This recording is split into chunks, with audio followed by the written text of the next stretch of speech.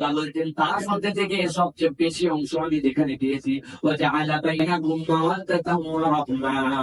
স্বামী স্ত্রীর মধ্যে আমি রব্বুল আলামিন ওই রহমতটা নিজে, ওই ভালোবাসাটা নিজে আমি রব্বুল আলামিন ঢেলে দিয়েছি।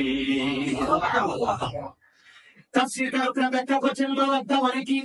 মাওয়াদ্দা মানে হচ্ছে এমন সুগভীর সুমধুর সম্পর্ক, যেই সম্পর্কের পর্যন্ত হয়তোবা তাদের সাথে তেমন কোনো পরিবেশ পরিস্থিতিতে পরিচয় ছিল না, জীবনে হয়তো কেউ কাউকে দেখে নাই, কোনোদিন কল্পনাও করে নাই, কোনোদিন তাদের মধ্যে সম্পর্ক হবে এরকম ভাবেও নাই। কিভাবে কিভাবে দুইটা মানুষের মধ্যে সম্পর্ক হয়ে গেছে, কিন্তু আল্লাহ বলছেন যেই তারা বৈধভাবে সম্পর্কিত হয়, স্বামী স্ত্রী হয়ে যায়, আমি রব্বুল আমিন তাদের জন্য মাওয়াদ্দা দান করি।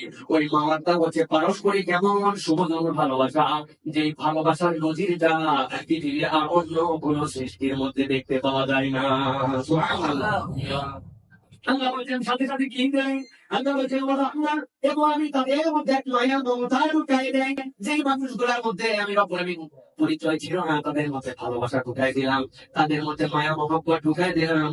আল্লাহ বলছেন ইন্না ফি যালিকা লাআয়াতিল লিকাওমিন ইয়াতাফাক্কারুন। বাহ্য দৃষ্টিতে দেখলে কিছুই মনে হয় না, কিন্তু আল্লাহ বলছেন ও বান্দা, তুই যদি ওর মধ্যে একটু গভীর ভাবে চিন্তা করিস, একটু ভালো করে তার মধ্যে তাকায় দেখিস, আল্লাহ নিদর্শনে এটার মধ্যে রব্বুল আলামিন ঢুকায় রেখেছে। সুবহানাল্লাহ। কি ভালোবাসা! আল্লাহ বলছেন ওয়াজআলা বাইনাকুম মাওয়াদ্দাতাও ওয়া রাহমা। অধিকাংশ মুফাসসিরিন কেরাম বলছেন স্বামী স্ত্রীর বন্ধনে মৌলিক ভিত্তি হচ্ছে তিনটা।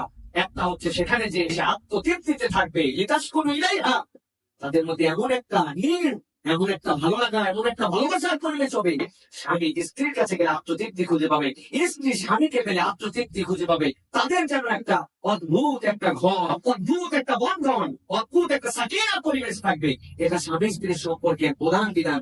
2 নম্বর, একজন আরেকজনের প্রতি অসীম একটা অনুভব করবে, কোথায় যে সুতা বাঁধা আছে এটা সে জানে না।